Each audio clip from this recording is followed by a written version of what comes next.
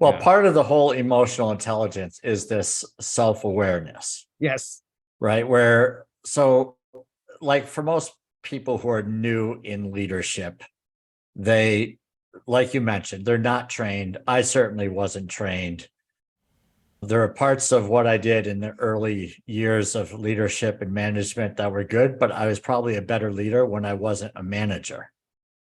And then people looked at me as a leader. When I became a manager, I somehow felt like, well, this allows me to be a jerk and to bark orders at people. So that someone mentioned that to me, and I realized, well, that's not the way to go. So there's a lot of back and forth as trying to figure out what was good leadership. And sometimes it's a mix of, I like what this person did, and I don't like what that person did. And we're trying to form and shape and so forth as to what leadership really should be for us.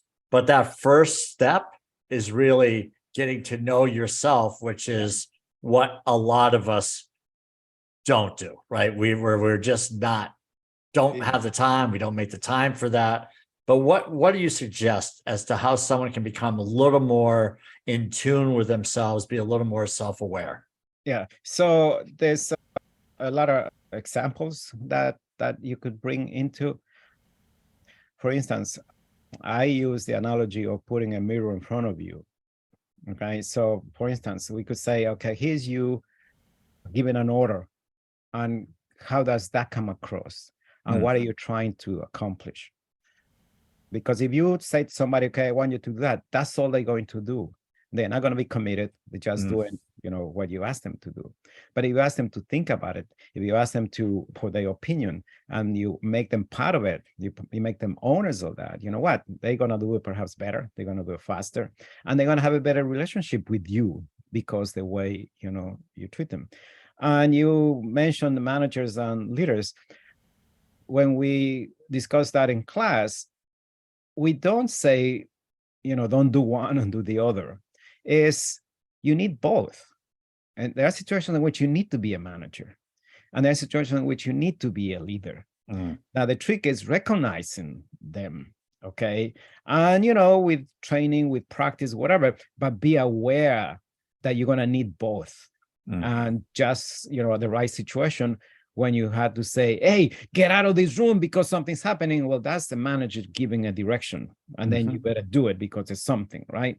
But other than that, you have a dialogue, you ask the person, you talk to them, you ask for their opinion, you ask for their thoughts.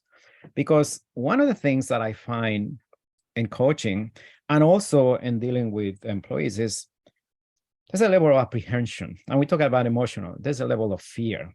There's a level of avoiding risk. Okay, I'll do that because otherwise else something's going to happen. But when you develop a relationship, when you develop a dialogue, when you trust the person, there's a, back and forth trust, then the fear goes down, the fear dissipates. And, more ideas come up, more new things can be, tested, because nobody's going to be, the fingers aren't going to point to anybody. Nobody's going to be found guilty of, so creating a safe environment, whether you're a manager or whether you're a leader, that's a big thing, because that means I can talk to my manager, I can talk to my leader, right. I can go, I know I can, whatever happens, good or bad, I know we're gonna do something. And listen what I'm saying, that we are going to do something. Yeah. When you get to that point in which you can say we are going to do something, then your manager or your leader has done something right for people to feel part of that they have a stake into that. So, and you need both. Right. So definitely you need both. Yeah. Well, this transfers over to selling. Yes. So naturally about this, where you're having a conversation, you're getting buy-in, you're not telling. Yes. Right. You're asking and maybe leading someone down a path. So I think about, like, maybe there's an initiative came out over my pay grade. Yes. When I was in corporate. And they said, okay, so this is what we're going to do going forward. Now I could go back to my team, and I've done this more than once, and say, well, this is what we're going to do going forward. And I'd get, well, that's stupid. Yeah. Well, who comes up with this harebrained idea? Yeah. that type of stuff. And already it's a fight. Yeah. So I learned it's like, so understanding what the initiative was, it was then I would say, how can I get the team to buy in and say, let's have a meeting and we're going to talk about what we can do differently about being a little more successful. How can we become a little more successful with whatever the initiative is? In sales, it might be new business or cross-selling or something like that. What are some ideas that we could have? Let's throw them all in. Yep. And then eventually, one of the ideas would be the initiative. Yeah. Right. And so then you could say, well, that sounds pretty good. Yes. And then get everyone else's buy-in on that. Now it was the team's idea. Exactly. Versus this came from up here and we have to do it. And this is the way to do it because they're our boss and we have no say in the matter. Yeah. Right. Big difference, right? Yeah. What's your I thought? took this leadership training. One of the things that, I got out many things, but one of the things was that they kept harping in our mind that the answer is in the room, meaning, the team, the answer is in the room, the answer in the room. And then, you kind of begin to just find out, well, how do I get them, to the point? How do I get them to open up? And it's exactly what you said, I remember doing an exercise in which they asked for a volunteer. There was a room with about 20 people learning management and leadership, and they asked for a volunteer. So somebody volunteers, and they took that person out of the room. And the ones that remained, we were given wooden blocks to build a tower. And the goal was to build the highest tower with the building blocks that were assigned to you. Okay. So there were like 3 teams.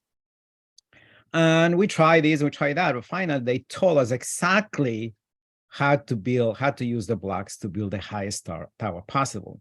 So now all 3 teams knew that, right? Okay, and then they called the person that volunteered, because the person that volunteered was supposed to be the manager, and they told her, okay, this is the goal. We have to come up with the highest tower. So she came in and started telling us what she wanted. And we go, but wait, we have the answer. No, I'm the manager and you're going to do what I tell you. I know how to do that. So here were 3 teams that we knew the answer. And we were not given the opportunity to share. We were not given the opportunity to demonstrate, what we were. So that was in my brain, yes, the answer is in the room. So the challenge is, how do you get them as a team? So what's the difference between a group of people and a team? Well, the team is working together with a goal. They trust each other. Each other. That's the thing. How do you get them to trust each other? And then only when they trust each other, they're pulling in the same direction. Yes.